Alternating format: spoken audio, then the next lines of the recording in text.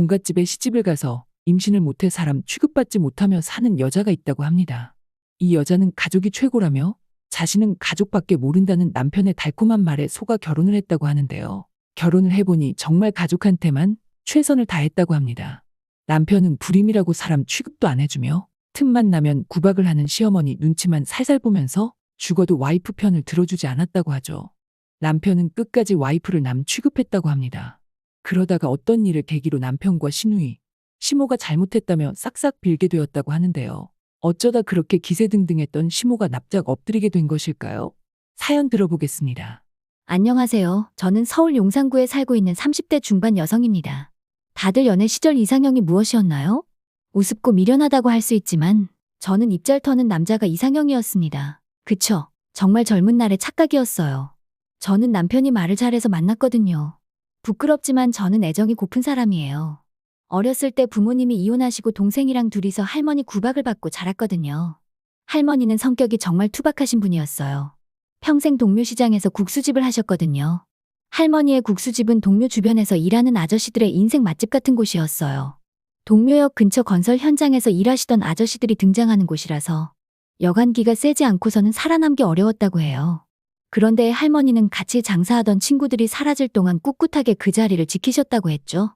할머니는 그만큼 무섭고 투박한 분이었고 사는 게 바빠서 애정 표현을 잘 해주시지 못했어요. 그래서 초등학교 때 공개 수업이나 학예회 때 한 번도 할머니가 오신 적이 없었어요. 또 졸업식 때는 부모님이 주신 꽃다발을 들고 사진을 잔뜩 찍는 친구들 사이에서 멀뚱멀뚱 눈만 깜빡여야 했죠. 그렇다고 할머니를 미워하는 건 아니에요. 할머니는 그때 저희까지 키우느라 등골이 휘도록 바쁘게 장사하셨을 뿐이니까요. 제 동생 주은이는 저랑 나이 차이가 7살이나 나서 할머니가 더 오래 일하셔야 했어요. 딱히 할머니를 미워하는 건 아니지만 어쩔 수 없이 애정 결핍이 생기더라고요. 태어났을 때부터 무조건적으로 사랑해주는 사람이 없었으니까요. 그래서 성인이 되고 나서는 연애를 했어요. 저를 좋아해주는 남자, 제가 좋아하는 남자, 외로워서 하는 연애 다 해봤죠. 25살, 2년의 연애를 끝내버렸어요. 엄청나게 길다고는 할 수 없지만 짧지 않았죠. 그 시절에 사귀었던 남자친구는 저 말고 다른 것들이 중요한 사람이었고 빈말을 하지 못하는 투명한 사람이었어요. 일이 중요하다는 것은 잘 알지만 저는 남자친구가 제게 조금 더 사랑을 쏟아부어주길 바랬었죠. 하지만 그렇지 못했고 빈말이라도 사랑해준다 말하길 원했는데 표현해달라고 하니 그 남자는 제가 사랑을 갈구한다 느꼈고 부담을 느꼈던 것이었죠.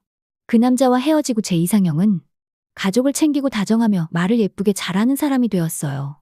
다음에 만난 연애상대 윤석이는 그 당시 제 이상형에 부합하는 사람이었어요. 가족을 끔찍하게 챙겼더랬죠.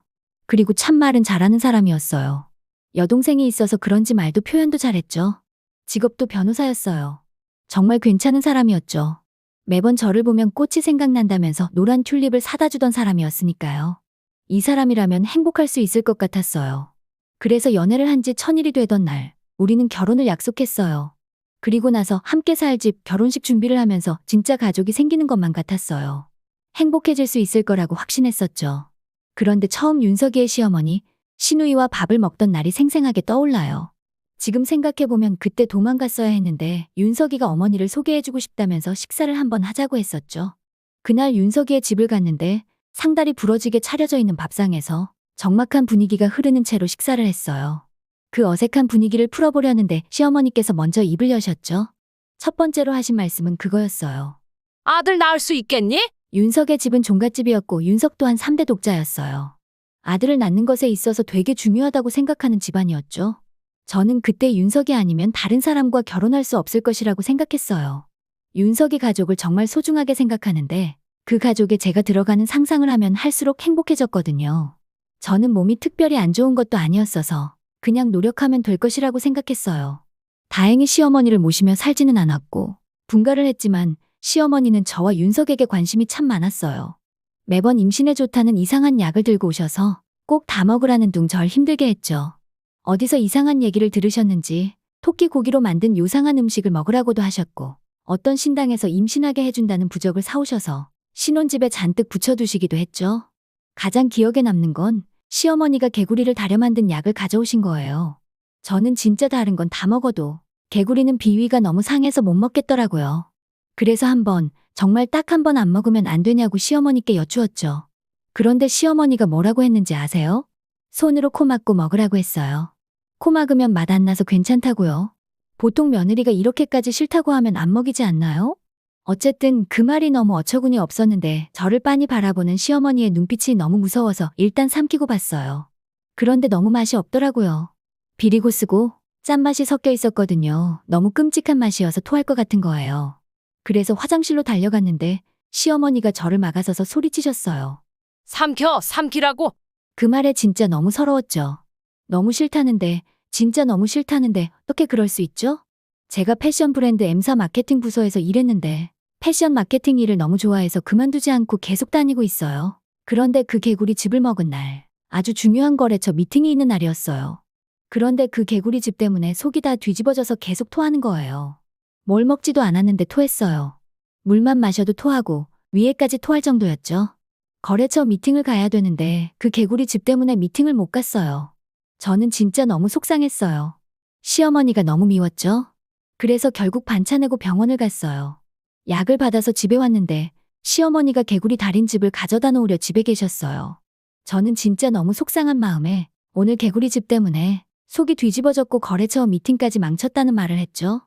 저는 시어머니가 저한테 미안하다고 하실 줄 알았어요. 그렇게 안 맞았냐고 사과할 줄 알았어요. 그런데 저한테 이렇게 말씀하시더라고요. 그러게 진작 회사 그만두라고 했잖아. 사실 시어머니는 제게 계속 회사를 그만두라고 하셨거든요. 여자는 집안일을 해야 한다면서 회사를 왜 다니냐고 하셨죠. 저는 7살 터울 여동생이 있는데 나이 차이가 꽤 나서 중학생이 되고 나서부터는 동생을 키우다시피 했어요. 부모님도 없고 할머니는 연세가 많으셔서 더 이상 일을 할 수 없었거든요. 저는 동생을 제 자식 키우듯 아끼면서 키웠고 이제 대학을 졸업한 그 애가 독립을 잘할 수 있도록 도와야 했어요. 그 애한테 저는 부모나 다름없었거든요. 시어머니는 제가 다니는 회사를 매번 무시했어요. 내세울 수도 없는 회사 못하러 다니냐고 소리치셨죠. 변호사인 남편과 저를 비교하면서 제 커리어를 깎아내리셨어요. 좋은 직업 가진 아들이랑 결혼하겠다고 줄 선 여자들이 한 트럭이라며 아들의 뜻 때문에 결혼시킨 것이니 넌 무조건 감사해야 한다고 핀잔을 늘어놓으셨어요. 너만 아니었으면 의사 며느리 드릴 수 있었는데 너 때문에 윤석이 팔자가 피질 않는다고 하셨어요. 또 윤식이가 재판에 져서 실적이 좋지 않으면 매번 제 내조가 부족한 것이라는 둥 이상한 소리를 하셨죠. 저는 내심 윤식이가 제 편을 들어주고 시어머니를 제지해주길 원했었는데 절대 그러지 않더라고요. 너무 서운하기 시작했죠. 그리고 계속 빨리 아들을 가지라고 시어머니가 압박하시는데 임신도 계속 안 되는 거예요. 나름대로 정말 노력하고 있었는데 마음처럼 잘 되지가 않았어요. 시어머니는 저라는 인간이 가족이 되는 것보다 행복한 것보다 대를 잇는 아들을 가지기 위한 부속품쯤으로 생각하는 것 같다는 생각이 들었어요. 뭐만 하면 제게 너 탓이라고 구박했거든요. 시어머니가 선을 넘는 행동들을 하기 시작하자 시누이도 똑같이 하기 시작했어요. 제 눈치를 살살 보던 시누이는 시어머니랑 같이 저를 무시하기 시작하더라고요. 제사 날이었어요. 요즘은 제사도 간소하게 차린다는데 시어머니는 매번 제사에 정성이 담겨야 한다고 생각하시는 분이었어요. 평일에 제사가 있을 때면 저는 연차를 내고 강제로 시댁에 가야 했죠. 그런데 회사에 정말 급한 일이 생긴 거예요. 제가 담당자라 해결하지 않으면 이 프로젝트를 진행하는 다른 마케터 분들에게도 피해가 끼치는 일이었죠. 그래서 시어머니께 자초지종을 설명드리고 오늘만 제사를 빠져야 할 것 같다고 말씀을 드렸어요. 그런데 어이없게도 이런 말씀을 하시는 거예요. 그럼 제사 음식은 누가 하니? 무릎 아픈 내가 다리 퉁퉁 부을 때까지 전 부칠까?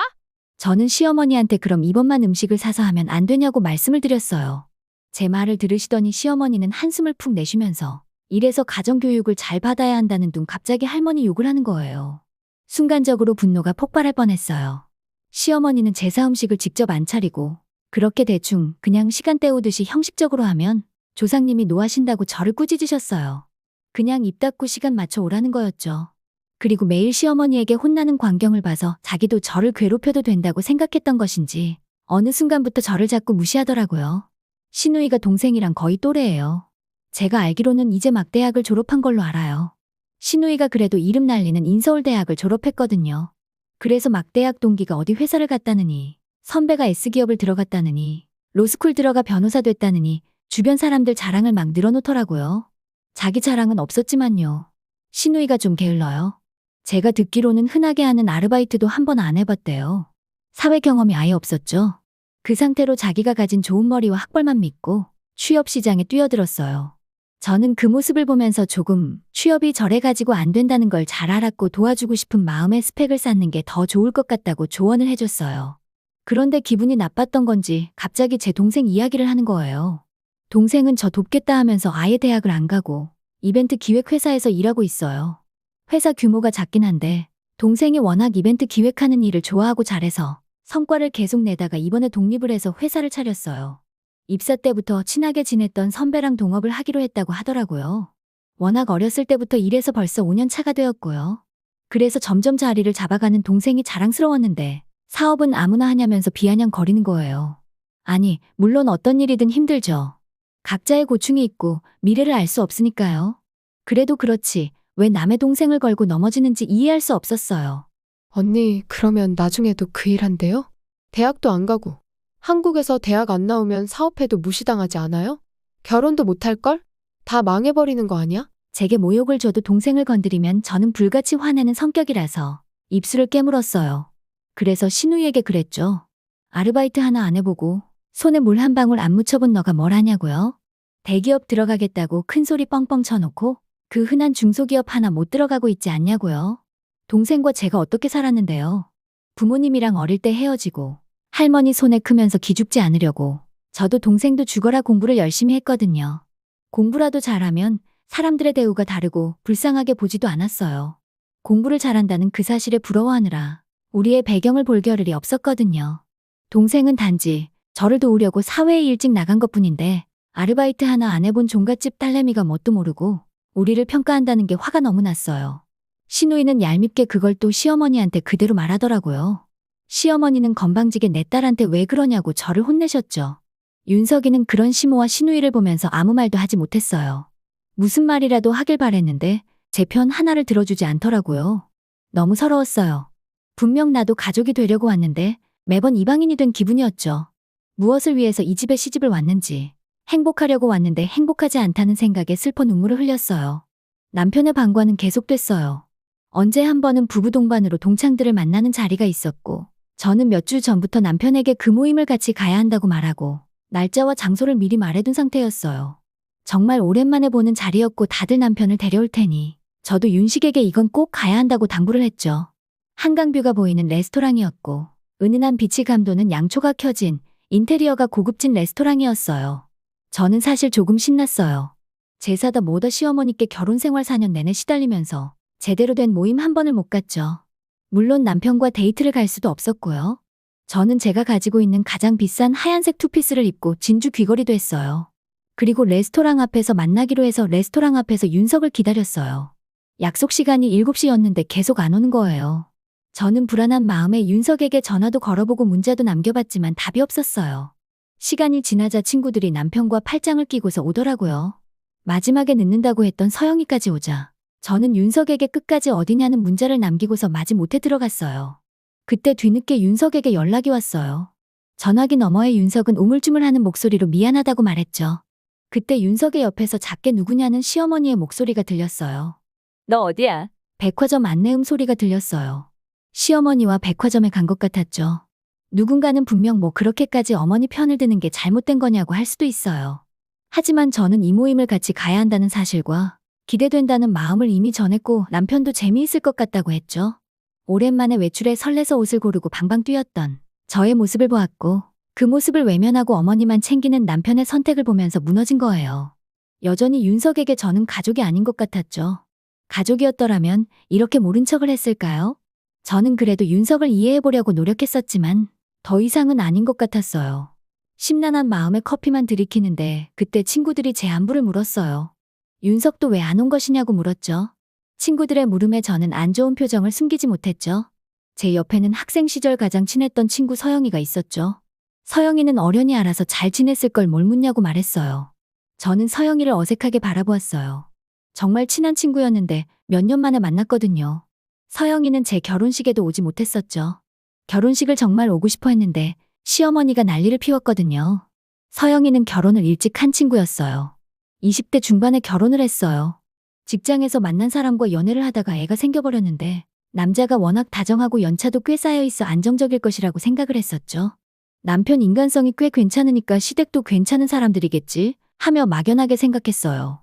그러면 안 됐던 거죠. 서영의 시어머니는 지금 제 시어머니와 비슷했어요. 서영의 시어머니는 할머니와 함께 살았고, 할머니는 굉장히 유교적인 분이셨거든요. 서영이를 처음 보자마자 하는 말이 그거였어요. 아들을 낳아야 된다는 말이요. 맞습니다. 제 시어머니와 똑같았죠. 그래서 서영이와 남편은 노력했어요. 정말 노력했죠. 그런데 둘째도 딸이었어요. 문제는 시어머니가 아들이 아니면 소용이 없다는 식으로 말하면서 이제 막 출산을 한 서영이한테 욕을 한 바가지 부었다는 거예요. 그 이야기를 들어보면 마치 시어머니는 서영을 대를 잇게 하는 도구쯤으로 생각하시는 것 같았어요. 뭐 저도 다르지 않았어요. 시어머니랑 똑같은 말을 하는 부분이 굉장히 많았거든요. 어쨌든 또 딸을 낳았다는 이유로 시어머니는 서영이에게 불임인 것 아니냐며 병원에 가보자고 성화를 부리셨어요. 그 병원에 끌려간 날이 제 결혼식 날이었죠. 사실 아들을 못 낳는다고 서영이는 저처럼 힘든 나날을 보내고 있었는데 남편은 점점 결혼 생활이 지쳐서 힘들어졌다는 것이었어요. 어머니와 아내 사이에서 눈치를 보고 누구 편을 들어야 하는 것인지. 그런 고민들이요.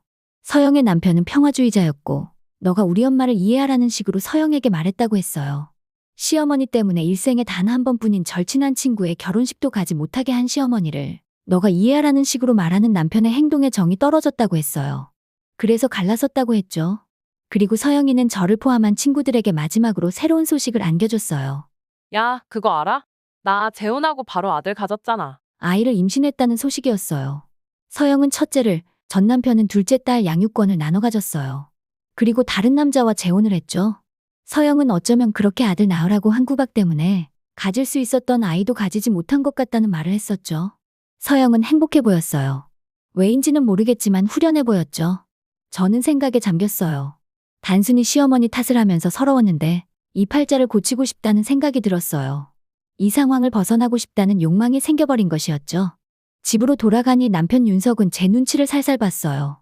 듣자 하니 시어머니가 혼자 백화점을 가기엔 다리가 아프셔서 어쩔 수 없었는데 너랑 약속이 있다고 말했는데도 꼭 안 가도 되는 거 아니냐고 말해서 어쩔 수 없었다는 말을 했어요. 저는 시어머니와 윤석 사이에서 이런 일이 생기면 항상 시어머니에게 화가 나는 것보다도 윤석이 너무 미웠어요. 형체 없고 알 수 없는 감정이었지만 왜 그렇게 자꾸만 윤석이 미운지 몰랐는데 서영을 보니 알 것도 같았어요. 시어머니는 그저 시어머니일 수 있지만 윤석은 제가 사랑하고 믿어서 결혼했던 것이었으니까요. 이 사람이라면 사랑받을 수 있을 것 같아서였으니까요. 그런데 어머니 옆에 선 남편을 보니 이제는 그럴 때가 아닌 것 같았습니다. 저는 윤석과 그만해야 되겠다는 생각을 했어요. 하지만 이렇게 힘없이 그냥 나갈 수는 없었죠. 아이도 못 가진다며 여자 구실도 못한다는 식으로 저를 욕먹인 시어머니에게 복수를 하고 싶었어요. 저는 그래서 아이를 못 가지는 게 너무 걱정된다면서 윤석을 데리고 산부인과로 향했죠. 불임 검사를 하기로 했어요. 느낌인 거지만 제게 문제가 있다는 생각이 전혀 들지 않았거든요. 물론 불임이라고 죄인 취급을 하는 시어머니가 이상한 사람인 것이지만요. 산부인과로 가서 불임 검사를 받았어요. 혹여나 예상과는 다른 결과가 나올까 싶어서 무서웠지만 달라진 건 없었어요. 저는 불임이 아니었고 오히려 건강한 편이었죠. 윤석은 제가 불임이 아니라면 도대체 뭐가 문제냐고 의사에게 되물었어요. 의사는 뜸을 들이더니 여자 쪽이 불임이 아니라면 남편분이 무정자증일 가능성이 높다고요. 윤석은 의사의 말에 당황했어요. 무정자증이라니 정말 그럴 수도 있겠다 싶었어요. 그래서 저는 무정자증 검사를 해보는 게 좋을 것 같다고 했어요. 저의 권유에 윤석은 뜸을 들이더니 그러다 진짜 무정자증이면 어머니가 충격을 받으실 걸 생각해서 하기 싫다고 하더라고요. 어이가 없죠. 와이프는 시어머니한테 불임이라고 욕먹어도 되고 자기는 안 되는 건가요? 윤석은 가만 보면 착한 아이 콤플렉스가 있는 것 같았어요. 변호사이고 착한 아들 이미지에 취해 있는 것 같았죠. 저는 윤석에게 너는 안 되고 나는 욕먹어도 되는 거냐고 소리쳤어요. 윤석은 그저 제 눈을 피했죠. 어이가 없었어요. 저는 싫다는 윤석에게 무정자증 검사를 안 하면 이혼할 거라고 소리쳤고 윤석은 울며 겨자먹기로 무정자증 검사를 했어요. 저는 솔직히 다른 이유가 있을 것이라 생각했어요. 윤석은 몸도 좋고 키도 큰데 무정자증이라니. 말이 안 되잖아요. 뭐 다른 신체적 이유가 있을 것이라고 생각을 했죠. 그렇게 무정자증 검사를 받았는데 의사가 엄청나게 근엄하고 진지한 얼굴로 윤석을 빤히 보았어요. 표정이 심각해 보였죠. 설마 했는데 의사가 윤석에게 검사 결과를 보여주면서 무정자증이라는 거예요. 저는 입을 딱 벌렸죠. 설마가 사람 잡는다더니 진짜였다는 사실에 충격을 받았어요. 눈치를 보며 윤석을 바라보는데 적지 않게 충격을 받은 것 같았죠. 저는 억울함이 풀렸지만 마냥 기쁘지는 않았어요. 그 검사들을 하는 동안 윤석이 했던 말들이 잊혀지지가 않았거든요. 집 앞에서 윤석이 그러더라고요. 엄마한테는 말 안 할 거지? 어떻게 미안하다는 말 한마디를 하지 않을 수가 있을까요? 저는 애써 고개를 끄덕였는데 시어머니가 방에서 나오시더니 제게 그러셨어요. 병원에서 뭐래? 네가 문제라지? 찌릿 혀를 차면서 저를 째려보는 시어머니의 눈빛이 싫어서 순간 눈을 파버리고 싶을 정도였어요. 저는 그래서 충동적으로 말해버렸죠. 어머니, 이 사람 무정자증이래요. 그 순간 시어머니의 표정이 싹 굳었어요. 잘못 들었나 싶었던 건지 다시 되물었죠. 시어머니는 제 말을 듣더니 못 믿겠다는 듯 왜 내 아들이 무정자증이냐고 소리쳤죠. 윤석은 제 입에서 나온 폭탄 같은 소리에 당황했는데 떨면서 말 안 하기로 하지 않았냐고 윽박질렀어요. 그 윽박을 지르는 순간에 저는 윤석과 더 이상 함께할 수 없다는 것을 깨달았죠. 그래서 이놈의 집구석 못 봐주겠다고 소리를 치곤 가방에서 이혼 서류를 꺼내 윤석의 얼굴에 던져버렸어요. 그러니까 잘 좀 키우지 그러셨어요. 남자 구실도 못하고 남편 구실도 못하고 어디다 내놓기도 부끄러운 사람이 되어버렸잖아요. 어머님이 그렇게 키우신 거예요. 제 말에 시누이가 당황을 했는지 따지려고 드는 거예요. 시누이는 말이 심한 것 같지 않냐고 따졌어요. 어이가 없었죠. 제 동생을 모욕해놓고 이거 잠깐 한마디 한 거 가지고 발작하는 게 정말 이해가 안 갔어요.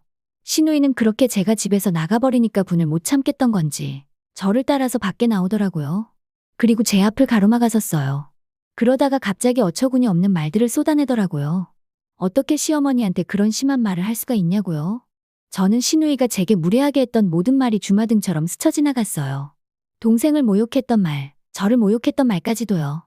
시누이는 정말 제게 미안한 마음이 없었을까요? 가만 보면 친구도 많은 것 같았는데 말이에요. 어떻게 저런 사이코패스 같은 성격을 가진 사람의 주변에 누군가가 있을 수 있을까요? 사과를 할 줄 모르냐는 말과 지금은 사과해야 하는 타이밍이라고 제가 말해주자 시누이는 가만히 생각하더니 미안하다고 말했어요. 엄마도 종갓집에서 시댁살이를 하다가 자기가 당한 고난과 수모에 대한 대가를 받고 싶어 하는 것이랬죠. 나도 당했으니 너도 당해라. 이런 못된 신보를 가지고 있다는 말로 들렸어요. 저는 이해되지 않았어요. 사회초년생일 때부터 패션 회사에서 일한 저는 여자들이 90%가 넘어가는 팀에서 일했기에 기싸움이나 왕따를 시키며 괴롭히는 경우도 있었어요. 군기도 있었죠. 그리고 후배 디자인을 그냥 가져다 써도 아무 말도 하지 못할 만큼 사수의 권력이란 막강했어요. 저도 한 번 당했었죠. 회사에서 신입사원도 참여가 가능한 의류 디자인 공모전이 열렸고 꿈에 부푼 저는 몇 주 동안 주말도 반납하고 시장 조사를 하러 나갔어요. 지하 상가부터 각종 의류 매장, 백화점까지 돌아다니면서 무슨 옷이 잘 팔리고 소비자들이 무슨 옷을 찾는지 조사를 하러 다녔어요. 그리고 주말에 한강에 가만히 앉아서 20대와 30대, 중년, 노년까지 무슨 옷을 입는지 눈으로 잔뜩 담았죠. 그리고 몇 날 며칠을 밤을 새서 저만의 디자인을 만들어냈어요. 공모전 주제가 모두가 편하게 입을 수 있는 홈웨어룩이라서 편안하지만 흔하지 않게 만들어보려고 심혈을 기울인 디자인이었죠. 모두가 제 디자인 파일을 보면 붙을 것이라고 말해줬어요. 그래서 저는 내심 기대를 하고 있었어요. 그때 당시에 사수셨던 팀장님이 공모전 심사위원이기도 했고 제가 엄청 열심히 하는 걸 다 보셨기에 기특하게 생각하시지 않을까 하는 자그마한 기대도 있었죠. 그런데 참가상에도 제 이름은 없었어요. 업계에서 워낙 이름을 알리고 있던 브랜드라 실력자들이 많아서 그랬겠구나 싶었죠. 그런데 나중에 제가 공모전용으로 디자인한 그 디자인이랑 아주 비슷한 상의가 나온 거예요. 그것도 팀장님 이름으로요. 저는 직감했죠. 팀장님이 그 디자인을 탐내셨고 중간에 가로채셨구나. 저는 너무 억울했어요. 그래서 의회 제기를 해보려고 공모전에 제출한 메일 흔적을 찾아보기도 하고 그 디자인이 제 것이라는 증거를 찾으려고 이곳저곳 뛰어다녔음에도 저는 팀장님을 이길 수 없었어요. 어쩌면 당연했어요. 회사 체제 자체가 팀장 중심으로 기획하는 체제이고 팀장이 생각보다 힘을 많이 가지고 있었으니까요. 되려 자기가 디자인을 훔친 거라고 생각하냐며 저를 노골적으로 괴롭히기 시작했죠. 그 시절들은 정말 힘든 시절이었고 힘들게 버텼어요. 힘들게 버텼으니 후배들에겐 물려주지 말아야겠다는 생각뿐이었죠. 저는 입사하고 디자인팀에서 일하면서 디자인이 싫어졌거든요. 텃세 때문에요. 그 기분을 너무나 잘 알아서 그런 사내 문화를 없애려고 많이 노력했어요. 그래서 시어머니가 더 이해가지 않았어요. 시누이는 저를 위로하려고 한 말 같았지만요. 그리고 시누이는 제 눈치를 보더니 조심스레 말했어요. 언니, 저 패션 마케팅 회사 취업 준비할 건데 좀 도와주면 안 돼요? 시누이는 정말 눈 하나 깜짝하지 않고 저한테 말하더라고요. 과거 일은 다 잊어버렸다는 듯이요. 그런 사람들 있잖아요. 학창 시절에 필요한 게 있으면 괜히 접근하고 다가오는 친구들이요. 괜히 노트 필기 때문에 와서 노트 필기 다 빌리면 무슨 일 없었다는 듯 입싹 닫아버리는 그런 부류요. 신우이가 딱 그런 부류였어요. 문제는 그렇게 가볍게 입을 닫기에는 제게 심한 말을 너무 많이 했다는 것이었죠. 하지만 신우이에게 욕을 하는 것도 아까웠어요. 정말 욕을 한 바가지 해주고 싶었지만 참았죠. 저는 그대로 그 집을 나갔어요. 그리고 며칠 내내 시어머니에게 욕이 한가득 담긴 문자가 밤낮으로 날아왔죠. 직장에서 일하고 있는데도 연락이 와서 난리였죠. 저는 속 시끄러운 상태로 일을 했어요. 어쨌든 맡은 일은 해내야 했으니까요. 그러다 보니까 동생에게 오랜만에 연락이 왔어요. 이제야 한가해져서 휴가를 얻었다는 말이었죠. 동생은 윤석에게도 인사를 할 겸 집으로 가겠다고 했지만 저는 그 집도 들어가고 있지 않은 상태였어요. 동생한테 전화로 모든 걸 이야기할 수가 없어서 일단은 임시로 잡아놓은 원룸으로 오라고 했죠. 동생은 뭔가 생각이 많아 보이는 표정으로 원룸으로 왔어요. 처음에 입술을 달싹이면서 한참 동안 아무 말도 하지 못하는 거예요. 생각이 정말 많아 보여서 답답해서 그냥 말해주려고 하는데 동생이 다행히 입을 먼저 열었죠. 별거 하냐고 물었어요. 별거였으면 다행이었겠지. 이혼한다는 말을 하니까 동생 입이 떡 벌어지는 거 있죠? 지금까지 있었던 일을 말하려 하니 골치가 아팠어요. 얼마나 아파할지 힘들어할지 잘 알았거든요. 저는 지금까지 있었던 일들을 모두 말해줬어요. 매도 먼저 맞는 게 낫다고 그냥 다 말해버렸죠. 물론 돌아가신 할머니가 들으시면 듣자마자 대성통곡을 하시겠지만요. 그래도 그렇게 가차없이 이혼 서류 던지고 나오면 어떡하냐고 할 줄 알았어요. 왜냐면 동생은 이제야 자리를 잡아가고 자기 인생 살아보려고 하는데 제가 혼자 또 있으면 동생 성격상 저를 외면하지 못할 거거든요. 언니가 부모였던 아이라 제가 항상 1순위였고 저는 그게 항상 미안했어요. 그런데 동생이 그렇게 말하는 거예요. 잘 나왔네. 그런데 그걸 지금 말하면 어떡해? 진작 말했어야지. 동생은 윤석이 진짜 찌질하다면서 화를 내주기 시작했어요. 임신을 못해서 사람 취급도 안 해준 시어머니는 그냥 사이코 같다고 했죠. 또 그 이상한 개구리 집을 먹였다가 회사를 못 간 이야기를 하다가 정말 미친 거 아니냐고 저 대신 화를 내줬어요. 눈물까지 뚝뚝 흘리면서요. 동생의 그런 반응이 좋았어요. 왜인지는 모르겠는데 그냥 내 편을 들어주는 사람을 만나고 싶었나 봐요. 동생이 들으면 걱정할까봐 무슨 일이 있어도 절대 얘기하지 않았거든요. 결혼하고 4년 내내요. 왜 그렇게 윤석을 볼 때마다 서러운가 했었는데 그 이유 때문이었어요. 그냥 내 편을 원했던 거였어요. 동생을 보면서 그런 생각을 좀 했어요. 서류 던지고 집 나올 때까지만 해도 저 미친 시어머니와 남편을 어떻게 복수할까 싶다가도 그간의 정이 있으니 내버려 두자고 생각했거든요. 하지만 동생은 달랐어요. 어떻게든 땅을 치고 후회하게 해줄 거라고 말했죠. 그런데 진짜 복수할 거라는 동생의 예언은 실화로 이루어지기 시작했어요. 남편과 시누이는 딱 한 달 뒤에 미안하다고 제 앞에서 무릎을 꿇는 상황이 되어버렸죠. 앞에 들어서 아시겠지만 동생은 굉장히 진취적인 타입이에요. 생각만 하면 뭐하냐고 하면서 모든 생각을 24시간 내에 행동으로 옮기는 아이죠. 동생은 이벤트 회사를 하려 일을 했고 당장의 매출보다는 입소문에 집중하자는 결론을 내려서 시설과 다과 같은 것들을 더욱 신경 써 리뷰가 좋게 돌 수 있도록 집중하자는 전략을 세웠죠. 그렇게 날이 갈수록 동생의 회사는 번창해갔고 직원까지 늘려야 될 정도로 회사가 잘 되기 시작했어요. 동생은 전국적으로 다니며 파티를 개최하는 일을 하러 다녔고 여러 마케팅 회사 담당자도 슬슬 안면을 트기 시작했었죠. 동생이 워낙 사업 수완이 좋으니까 매력을 느끼고 다가오는 남자들도 생겨나기 시작했어요. 일도 잘하고 다정다감한 사람인데 나이까지 어리니까 남자들 눈에도 대단해 보였던 거죠. 동생은 맞선도 꽤 들어왔는데도 그런 인위적인 만남이 너무 싫어서 싹 다 거절해버렸어요. 자연스럽게 만날 수 있는데 왜 굳이 그런 어색한 자리에서 시작해야 하냐는 것이었죠. 그러다가 민준 씨라는 사람을 일하다가 만났나 봐요. 칵테일 팝업 스토어를 진행하면서 같이 협업 프로젝트를 하게 되었는데 동생한테 첫눈에 반한 거죠. 민준은 동생과 비슷한 인생을 살아왔더라고요. 20살부터 혼자 호프집 아르바이트를 하면서 술 제조 방법을 배웠고 5년째 되던 해에 돈도 꽤 많이 벌었고 독립해야겠다는 생각에 아주 작은 칵테일 바를 열었다고 해요. 그러다가 술맛이 특별하다는 소문이 자자해져서 매장이 커졌고 팝업 스토어까지 열게 될 정도로 사업이 번창하게 된 케이스였다고 해요. 공통점이 많아 즐겁게 대화를 하고 있었는데 갑자기 시누이가 들어오더라고요. 동생이 워낙 시누이를 볼 일이 없어서 시누이는 동생을 처음에 알아보지 못했을 거예요. 그런데 눈썰미가 좋은 제 동생이 시누이라는 걸 딱 알아보고 주먹에 힘부터 들어갔다고 했었죠. 시누이는 헐레벌떡 뛰어와 제 동생과 민준의 앞에 섰어요. 알고 보니 민준과 시누이는 대학 선후배 사이였고 넣는 회사마다 자꾸 서류 합격조차 되지 않았어요. 어쩌면 당연했죠. 학벌만 믿고 밑빠진 독에 물 붓듯이 지원만 계속했을 테니까요. 그런 신우이와 대학 시절에 친했던 민주는 자신의 회사에서 한번 일해보겠냐고 제안했고, 신우이는 그렇게 무시하던 중소기업에 들어가게 되었다고 했어요. 어이가 없었죠. 스타트업을 운영하는 제 동생을 그렇게 무시하더니 낙하산으로 스타트업에 입사한 거잖아요.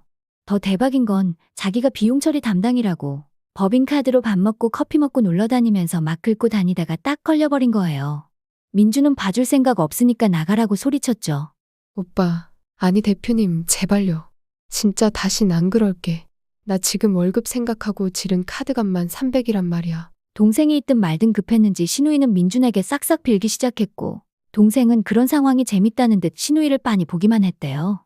그러다가 뭔가 익숙했는지 동생을 딱 봤는데 아는 얼굴이었던 거죠. 그때는 제 이야기를 다 들은 후였고 동생은 한심하다는 듯 신우이를 내리깔아 봤다는 거예요. 그리고 동생이 커피를 티스푼으로 휘젓다가 딱 한마디를 했다고 했어요. 아가씨, 왜 여기 있어요? 취업을 못했어? 우리 언니한테는 나보고 그딴 듣보잡 망하는 거 하루아침이라고 했다면서요.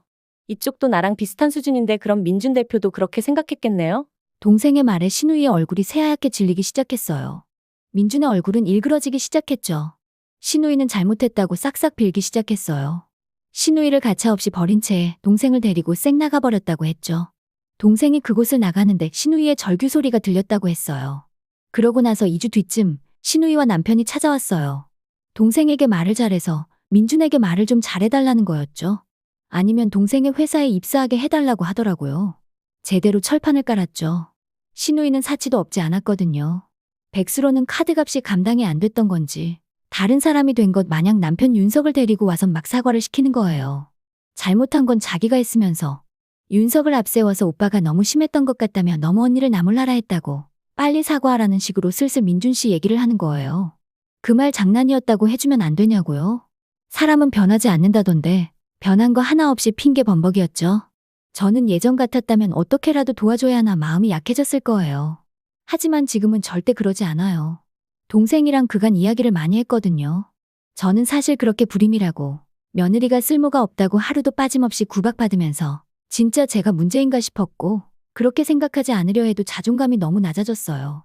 내가 못나서 못되게 굴어서 나쁘게 살아서 아기가 나한테 찾아오지 않는 건가 했었죠. 하지만 절대 그런 게 아니라는 걸 깨달았어요. 동생도 다른 주변 사람들도 그렇게 말해줬죠. 저는 더 이상 참지 않고 입을 열었어요. 너 오빠가 잘나신 변호사인데 왜 나한테 말하니? 오빠한테 빚이나 갚아달라고 하렴. 맨날 어머니가 그러셨잖아. 변호사인 잘난 내 아들, 별 볼 일 없는 아내 만나서 별꼴 타본다고. 제 말에 신우이는 아무 말도 하지 못했어요. 마지막 자존심은 남아있는 건지 그대로 나가버렸죠. 윤석은 아련한 눈빛으로 저를 바라봤어요.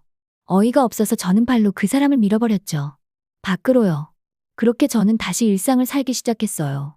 맛있는 것도 먹고 회사도 열심히 다녔어요. 어떤 사람들은 제가 너무 멀쩡해 보여서 이혼한 줄도 모르죠. 저는 새 프로젝트도 들어갔어요. 쉴 틈이 없었지만 행복했어요. 그리고 새로운 사람도 만났어요. 퇴근하고 간단하게 맥주를 한 잔 할 겸 집 앞에 있는 우동집에 들려보곤 하는데 그 사람도 거기 단골 손님이었죠. 바 테이블에서 각자 맥주를 홀짝이다가 눈이 딱 마주쳤는데 웃어주더라고요. 딱 나한테만 집중하는 그 눈빛 정말 오랜만이어서 웬걸 가슴이 뛰더라고요. 뭐 어떤가 싶어서 돌싱인 거 딱 밝히고 이야기를 나누기 시작했어요. 그 사람은 아무런 신경을 쓰지 않더라고요. 그냥 나라는 사람이 궁금하다고요. 그래서 그 사람과 시간을 함께 보내기 시작했어요. 그 사람은 내 의사를 항상 먼저 물어봐주는 버릇이 있었어요. 이건 어떤 것 같냐고 매번 물어봐줬죠. 저는 저를 존중해주고 아껴주는 느낌이 너무 좋아서 그 남자와 함께하기로 했어요. 그렇게 두 번째 사랑을 맞이했죠. 제일 웃긴 게 뭔지 아세요? 저 그 사람과 결혼식을 올리고 한 달 만에 첫째를 가졌어요. 틈만 나면 발로 배를 쿵쿵 치는 늠름한 남자아이였죠. 어이가 없죠. 정말 제게는 문제가 없었는데 저는 그래서 억울한 마음에 초음파 사진을 실수인 척 시어머니한테 보냈어요. 실수로 보냈다고 했는데 한 15분 뒤에 답장이 오는 거 있죠? 임신했냐고요? 저는 그 15분간의 정적도 임신했냐는 그 반응도 너무 웃겨서 이렇게 답장했어요. 네, 아들이래요. 시어머니는 그대로 답장이 없었어요. 답장도 없는 게 잔뜩 짜증이 나서 성이 난 그 사람의 모습을 생각하니 웃음이 새어나오더라고요. 그러다가 웃음을 참을 수가 없어서 크게 웃어버렸죠. 너무 통쾌했어요. 그때 동생이 왔는데 제 선택이 맞다는 걸 확신했죠. 저는 진짜 이 긴 여정이 너무 힘들었어요. 사실 결혼 전에는 동생을 키우느라 삶이 힘들었고, 결혼 후에는 시댁 때문에 힘들었거든요. 세상에 제 편이란 없는 것 같았어요. 기댈 곳 하나 없다고 생각을 했죠. 그런데 조금 더 한 발짝 물러나 제 삶을 지켜보니 그 누구보다 저를 지지하고 사랑해주는 동생이 있었더라고요. 그 동생이 함께 화내주고 욕해주면서, 그리고 잘못한 게 없다고 해주면서 저는 안도감을 느꼈어요. 그러니까 인생이 나를 등돌린 것 같다면, 모든 사람들이 나를 등돌린 것 같다면 한 발자국 멀리 떨어져서 천천히 스스로를 바라보자는 이야기를 해주고 싶었고, 그래서 사연을 보냈어요. 그러니 저와 비슷한 경험을 하신 분들이 있다면 자책보다 위로를 택하길 바랍니다. 사연자님, 저는 이 사연을 읽으면서 사연자님이 참 외로우셨을 것 같다는 생각이 들었습니다. 남편만 믿고 시집을 온 그 공간에서 투명인간 취급과 쓸모없는 못난이 취급을 받으며 4년을 살아오셨을 생각을 하니 가슴이 먹먹해집니다. 단 한 사람이라도, 남편이라도 사연자님을 이해해주고 도와줬다면 조금은 달라졌을까요? 하지만 그 수모들을 다 이겨내고 지금은 행복한 삶을 진취적으로 얻어낸 결과가 정말 멋있다고 말씀드리고 싶습니다. 앞으로의 삶에서 어떤 힘든 일이 있더라도 지금까지 겪어온 일과 이겨낸 나를 생각하며 건강하게 일상을 보내실 수 있도록, 행복하실 수 있도록 위로튜브가 응원하겠습니다. 위로튜브는 누구에게도 말 못할, 누군가에게 말하고 싶은 모든 분들의 이야기를 진심으로 듣고 경청하고 전달합니다. 위로튜브에 하고 싶은 나만의 이야기를 적어 보내주세요. 사연이 당첨되신 분께 위로튜브에서 당첨 선물을 함께 보내드리고 있습니다. 그럼 오늘도 당신의 이야기를 전하는 위로튜브였습니다. 구독과 좋아요를 눌러주세요.